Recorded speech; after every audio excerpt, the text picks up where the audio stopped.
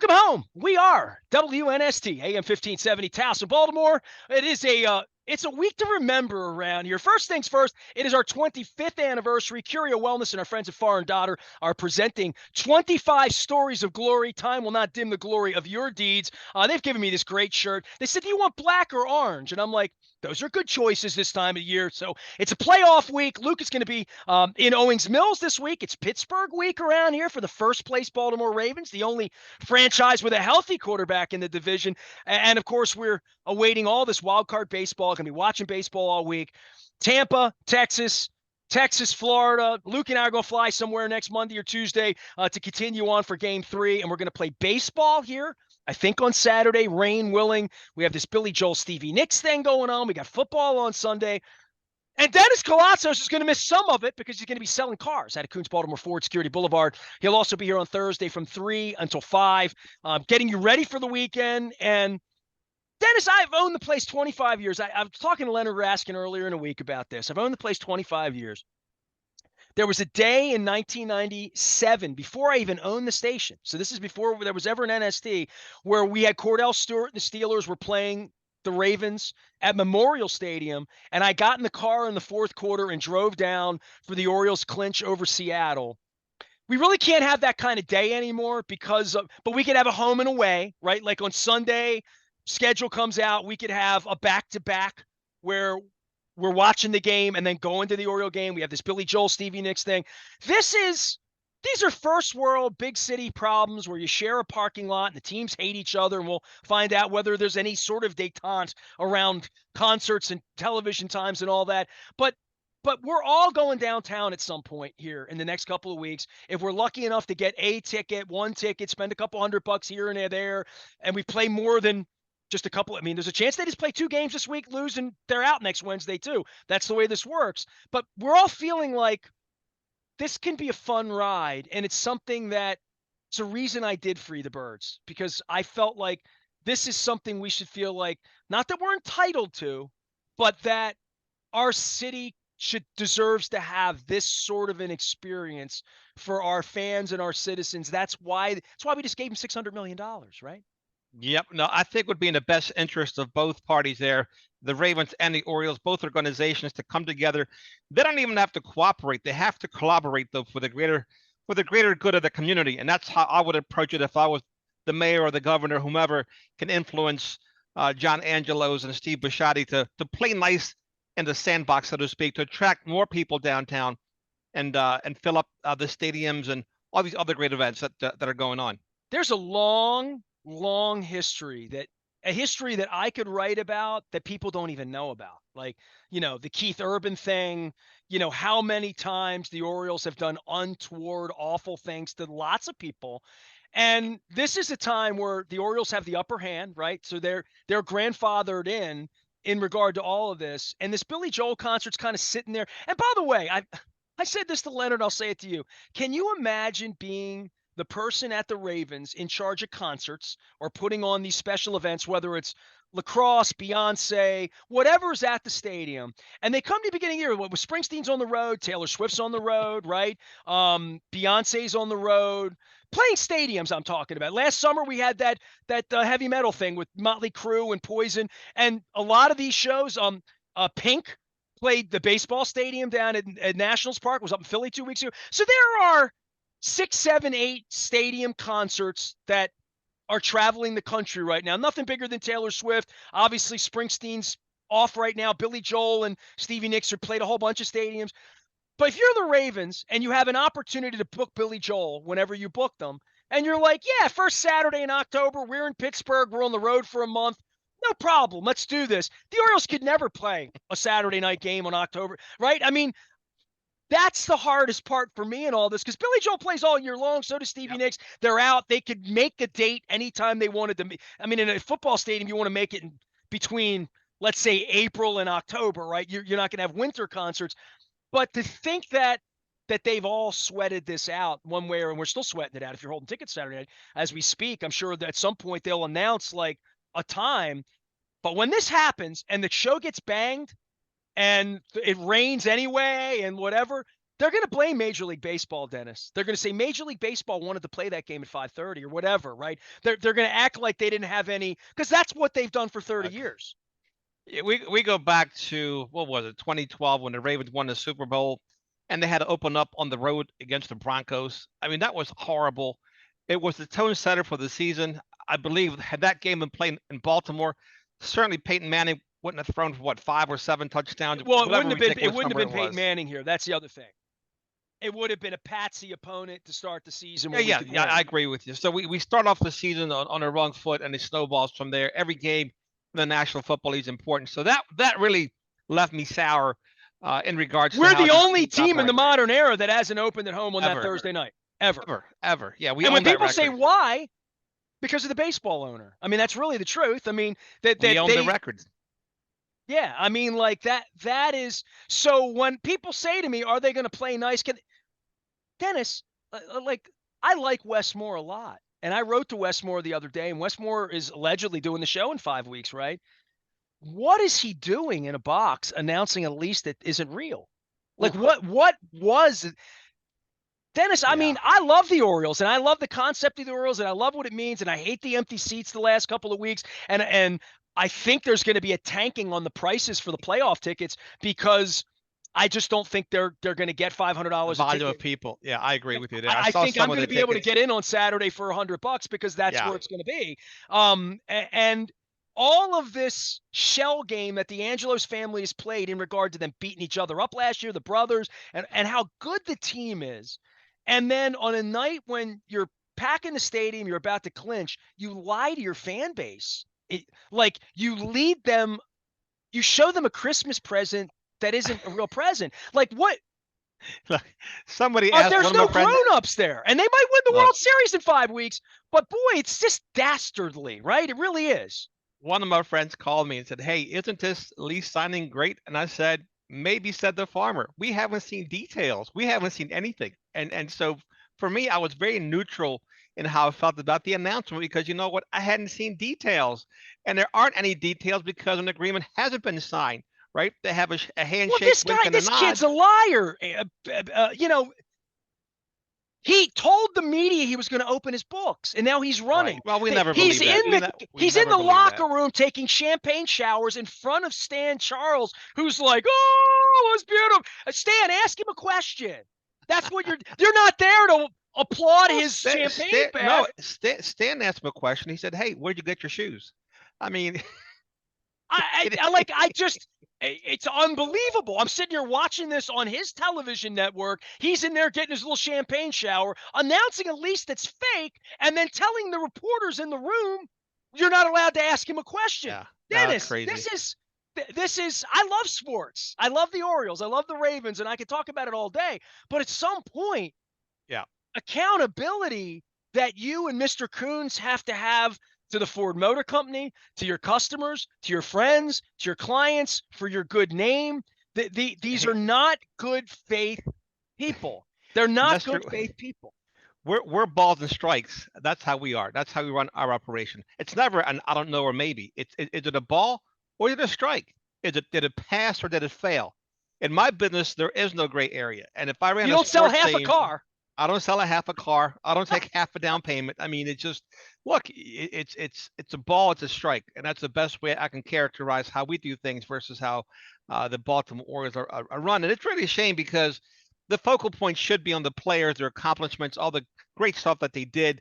Gunnar Henderson, Rookie of the Year. I mean, all kind of awards and accolades coming in for this team. John Means pitching well, coming back from his surgery. Again, this is a fun team. 101 victories. Who would have thunk it at the beginning of the season, even with these other clouds hanging over the organization? I'm going to say something that I haven't said on the air, but it's flippant, and I've been thinking it, and I want to say it out loud because I haven't shaved today and I overslept this morning, the whole deal. Dennis, they have not won the hearts and minds of the city. I mean, they clinched the pennant the other day with 15, 20,000 empty seats. They've played down there all week. I mean, Saturday night, when they give something away, seriously, I mean, Curio gave me the shirt. If they give shirts away that say Jones on the back or, whatever, the fan base buys for goodies and they buy for free stuff. and they buy discounted things and they buy $60 memberships for the month. And there aren't that many that do that. This is a time for them to make fans, to make right, to not send Billy Joel fans home pissed off, and they might win, they might lose. That's going to happen on the field. And this whole Angelos thing to me, the last 5 days since the announcement, there wasn't the announcement. And look, my wife and I went down there Wednesday night. My wife went with the Red Sox hat, and the Red Sox had to beat Tampa and couldn't. So I wasn't there the clinch night. I watched that on television. Mm-hmm. I saw Luke sneak in there. I thought he needed more headgear in the locker room. I mean, if they clinch again next week, if they clinch in Texas or Tampa, I'm going to make sure that I bring goggles for him so that and I got a nice rain jacket for him as well. I'll give him my Super Bowl 35 rain jacket. He can wear that one down there and take it home to Tampa. Maybe we clinch there because we probably would clinch there if they win this week. But there's a point in all of this where this is a time for them to have everyone in the city love them and have orange flags out on car. I mean, Dennis, you know what this looked like. The Ravens did it twice, and they did it for 20 years. The Orioles aren't there yet. The Orioles aren't there on nights when tickets are $8 and nobody wants to go down to even celebrate. Let me draw this analogy because people from our generation have been through this before. You and I were fans of Colts players, but we were not fans of the franchise. We were not fans of the ownership. We were not fans of Bob Irsay. And I think it's the same thing here. I think the fans love the team, but the fans do not love the ownership. They do not love the organization, which is the reason why I think they've had trouble selling tickets through this historical season for the Baltimore Orioles. We were there, 25,000 season ticket holders for the Baltimore Colts, Nestor. But we love the Colts. We love the players. We didn't love Joe Thomas. We didn't love Bob Irsay, but we love the players. And I think that's the same thing that's happening here right now. Well, we love Gunnar Henderson. You can't not love Adley Rutschman, right? Come on. I mean, we love the fans players, come to the defense of Kevin Brown. He's been here 5 years broadcasting bad games. But the fans He's a good do not love broadcaster, ownership. yeah. But and that's why I don't give them my money, right? And I'm thinking about this over the next month and why John, and I have no idea whether Westmore even knew they were putting that up on the board. I mean, time will tell as to what the truth is. Right now, Wes doesn't look good sitting with him doing this, right? And Wes may have been set up. And that wouldn't shock me because that's who these people are. Can you imagine? I think John Angelos at this point is thinking, if this team goes on a magic carpet ride, wins some games this week, beats the Astros next week, goes to the World Series, beats the Dodgers, beats the Braves, whatever, that the way people feel about him on October 2nd would change by November 10th because we've had a parade here, and that he would then get the statue that his dad always wanted. He won the World Series, and look at how great this is for the city. Look, we've actually got African Americans at our parade, and they care too, or coming to our games, or other people coming to the games other than the old white folks that go to their games. I mean, I've been to the games 4 times in the last 3 weeks. It's people that were there in 1983. I mean, there's some kids there and whatever, but I'm talking about. I saw what Cincinnati was last week, right? And Cincinnati stinks, quarterback's hurt and all that.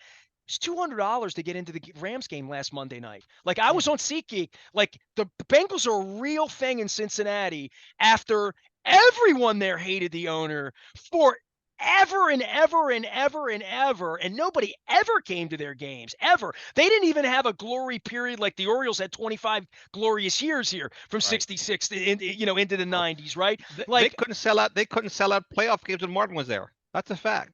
The upper deck was empty. They didn't believe when Carson Palmer was there. They needed the Steelers fans to come over and fill the seats. Yeah. That's correct. That is correct. Yeah, they right. It's the same dynamic. But they've managed to do it, though. What I'm saying is, they've managed to build something. If you look at the Las Vegas Golden Knights, right? Team didn't exist 5 years ago. They have a fan base there now. If you go down to Tampa, the Rays can't do anything. Dude, the Tampa Lightning are a strong, well-founded, money, skyboxes. Every Coons Ford of Tampa wants a skybox at the hockey games because it's crazy. 150 degrees outside, but they've sold a brand there. And the owner there, when I have Rick Vaughn's coming on this week. Rick's a longtime Orioles PR guy. He was the architect of the last day at Memorial Stadium back in 1991. Rick's coming on. Rick's been in Tampa for 30 years. And Rick says that hockey team, and the reason it works is the owner is a good guy. He doesn't play a good guy on the radio. He's not a billionaire on a boat down in Jupiter who flies in with a cigar and no socks twice a year and throwing media members out and saying, Ness and Jen, you're too ugly to sit in 513. Get out of the seat you've been in. Like who does this? I don't know, Steve. And then jets in and out. And then the other guy is getting champagne poured on himself in the middle of born on third, thinks he's hit a triple. Media's not allowed to ask questions. Set the governor up earlier that night, and John thinks he's 4 weeks away from resurrection. That World Series games here, Dennis will be excited. Mr. Coons will want a box next year. Like that's good. And I'm going to get my $900 million. And when we go play in the World Series in Atlanta, they're going to showcase that neighborhood, and we're going to want that here. And our fans are going to want that here. West, they're going to want that here. They're going to want you to give me more money. The Ravens are going to want to do that too, because sports is going to resurrect Baltimore. That's what John's pitching, dude, right? I mean, that really is what John's pitching. I'm going to give you a quote this morning, Nestor. I know you love quotes as much as I do. Don't waste time watering a dead plant. And think about that one. You can throw as much water as you want to on a dead plant. It's not going to resurrect it. Speaking of resurrection, it's still a dead plant. Well, the Orioles, are they a dead plant? Or is the Angelos family as an ownership group? The ownership is. The team isn't right now because of the all players. Of the awful stuff the old man did. The old man never put the governor in his box, put a sign up in the third inning of a baseball game that everybody's watching on a clinch night saying there's a lease and there's no lease. Yeah, well, there's similarities there, though. You can't, you got the apple on the tree and the apple. They did censor, Kevin Brown, so they do have some similarities there. I can show you the similarities. I can show you my press credential for this week. Luke Jones approved. Nestor Aparicio denied. I got that in writing. I got it right off the website this week. So at least they're still approving Luke. At least we're not totally out of the. Well, Luke's a nicer guy than I am. You know that. Dennis Koulatsos is here. He's a nice guy. He'll be here on Thursday from 3 until 5 with Luke, and that's two nice guys getting together. And then I come in and sort of I'm the dead plant in the middle of all of this. Dennis, the Ravens. Let's get. I mean, we've talked a little civics here certainly this week, and I'll be on your show again this week on Thursday and again on Sunday. You know what? I picked the Ravens to win, even when I thought Deshaun Watson was going to be the quarterback, because this is the type of game the Ravens win. Odds are against them; they're a road underdog. But with Deshaun Watson being out, it certainly helped their cause, and the team showed up and played very well. Well, what do you make of the division? Right? I mean, the Bengals. A mess. Bengals are in trouble. The Steelers we'll see this week, and look, it's quiet. Orioles are taking batting practice and watching baseball all day. It's Pittsburgh week. Steelers coming off just a hideous, bad, terrible beat coming home. Tomlin spitting fire after. I don't like it. Trubisky can throw the ball. Feeling trappy. Yeah. Trubisky can throw the ball. He's got an arm. Now, his arm isn't always accurate, but he's got a live arm. He can throw the ball. I'm more worried about the Steelers matchup than I was about the Browns matchup, if that makes sense to anyone. Well, Trubisky's probably a better quarterback than this kid, right? He is a better quarterback. Yeah, he is a better quarterback. Pickett, they're trying to make Pickett something he isn't. Let's see what happens if Pittsburgh runs Jalen Warren. But then again, the Ravens are playing some pretty good defense. This Roquan Smith is a dude. He gave the Browns some bulletin board material that made my head spin as an old school guy. And he went out there and I mean, he was 10 tackles, and even Myles Garrett. I don't know if you saw his quote. He said, "You know what, that guy." He said, "I've never played with a linebacker like that. And I have friends on this team, but I've never had a linebacker. I've never seen a guy who does the same thing, not only Sunday but Monday, Tuesday, Wednesday." He said, "You talk about a leader, wow."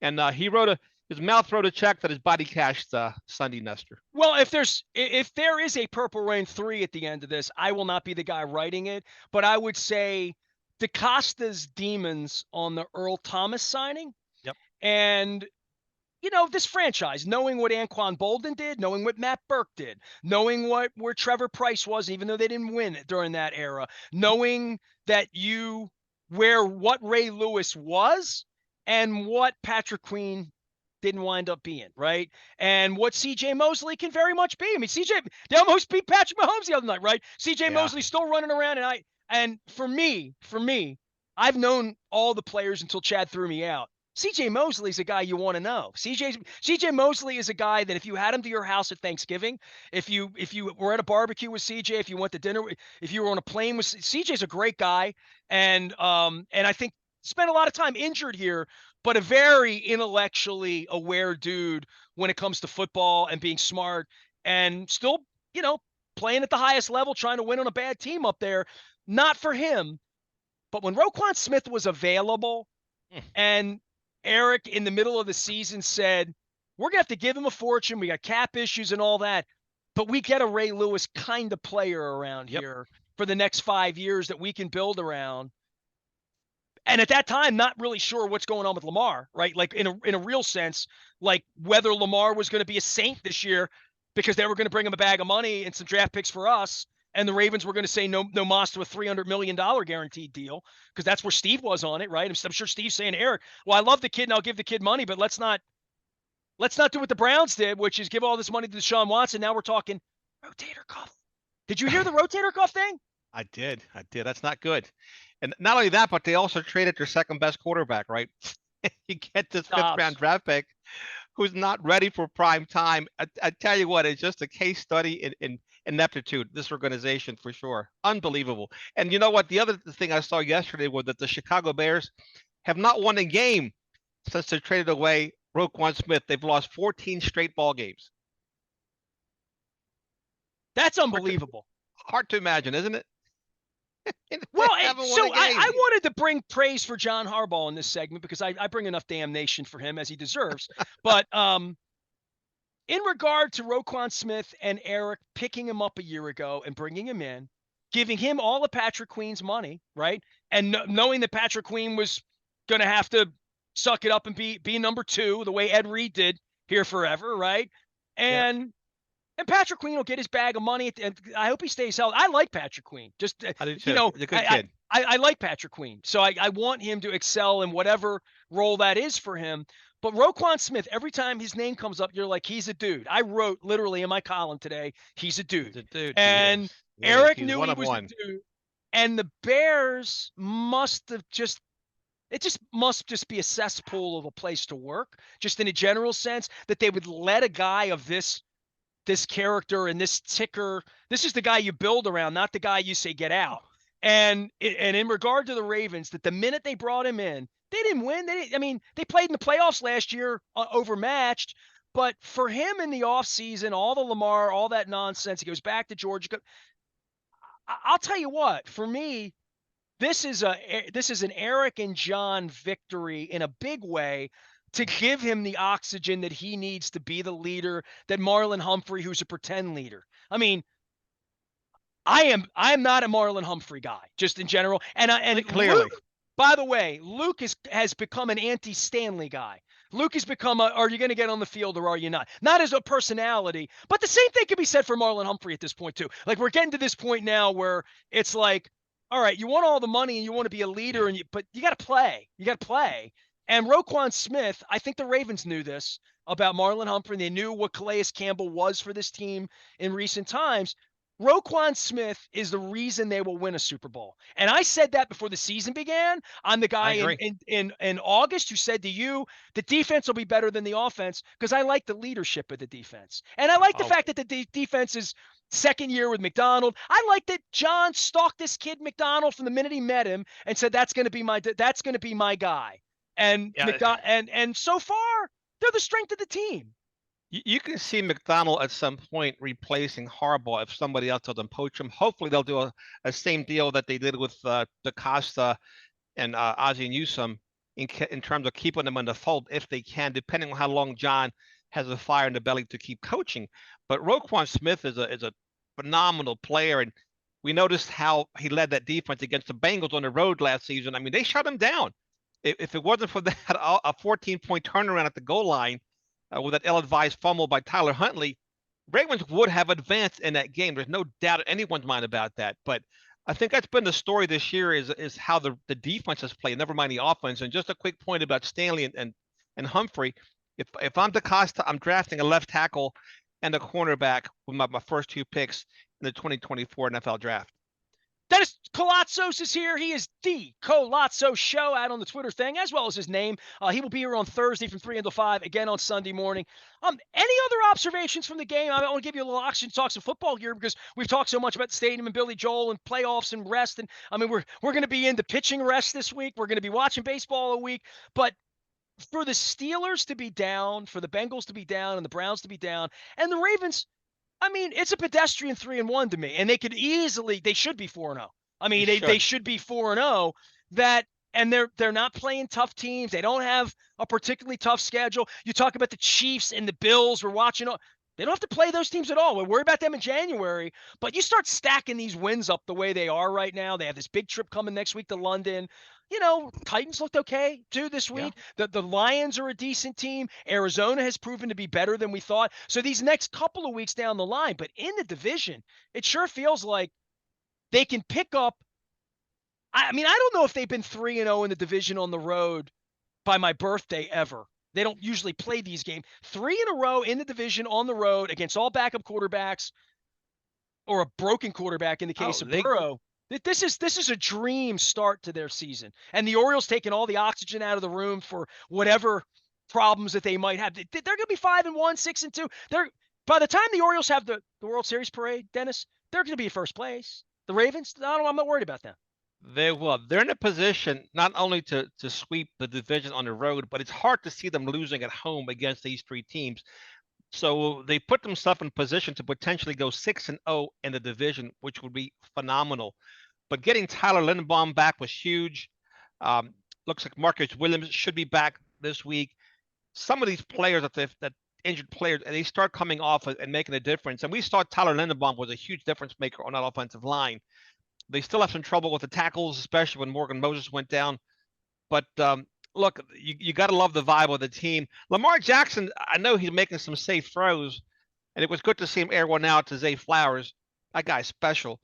But he's the second most accurate quarterback in the NFL behind Justin Herbert these days. So his accuracy is there, his confidence is there.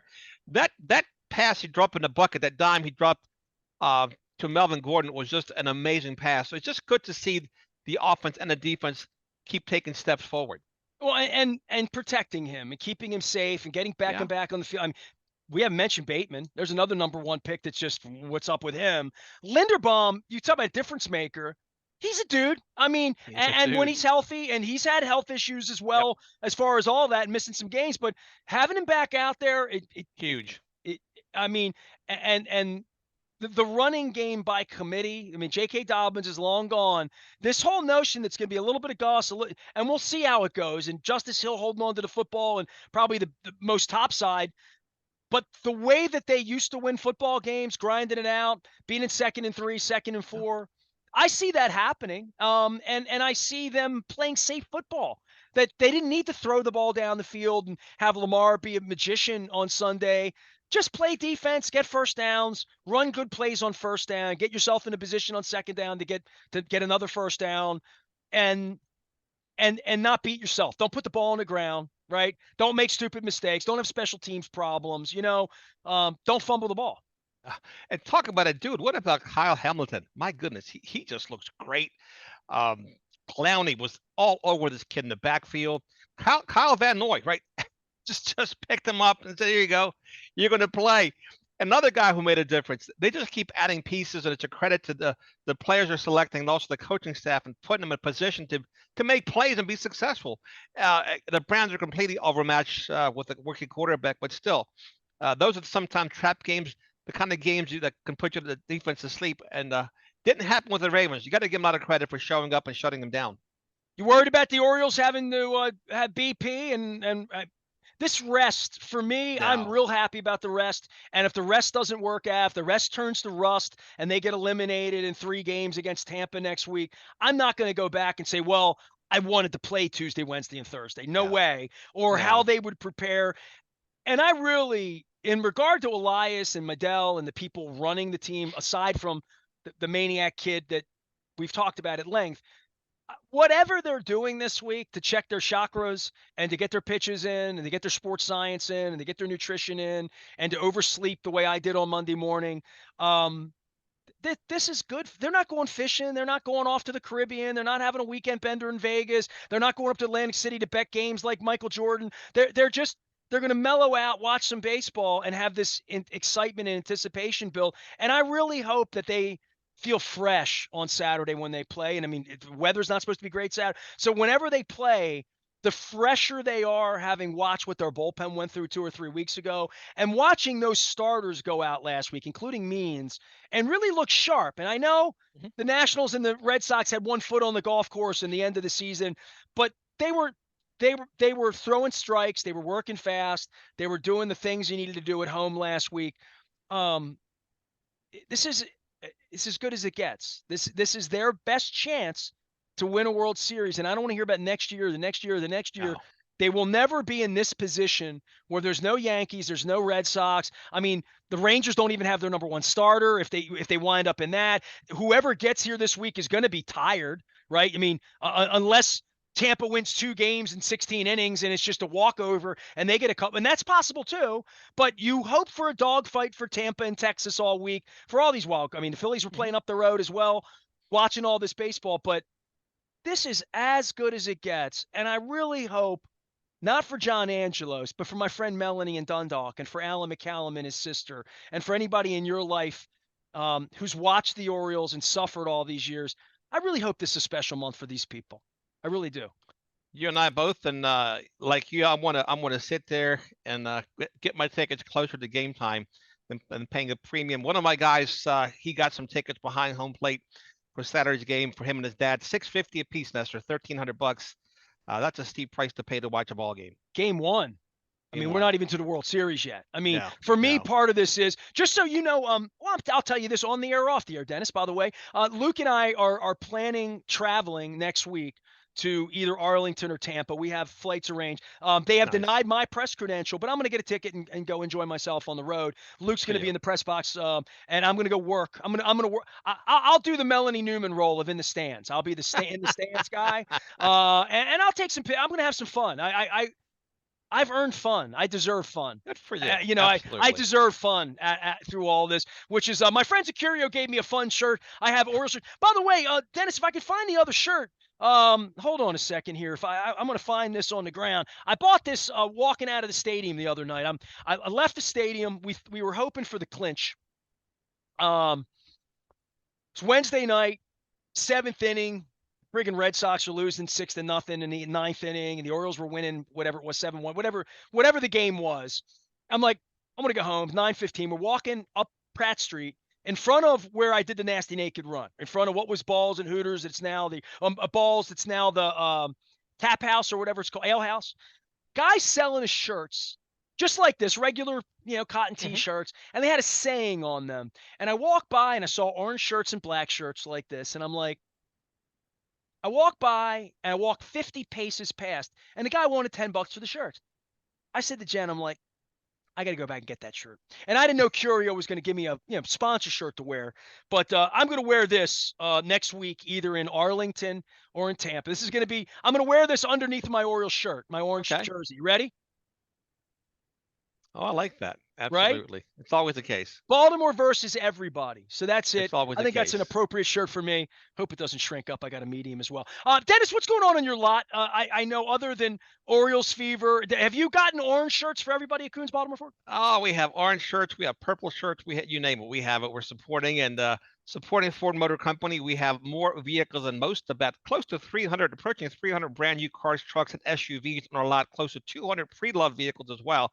And deals are great. We had a phenomenal weekend, saved folks a bunch of money, and got some nice trade-ins. So, best time to buy a vehicle from Coons Ford of Baltimore is right here, right now. I'm appreciative to all the legacy of Henry Ford, Mr. Ford, all the Fords for leaving the AM radio in the car. I mean, Yes, so I didn't absolutely. say that.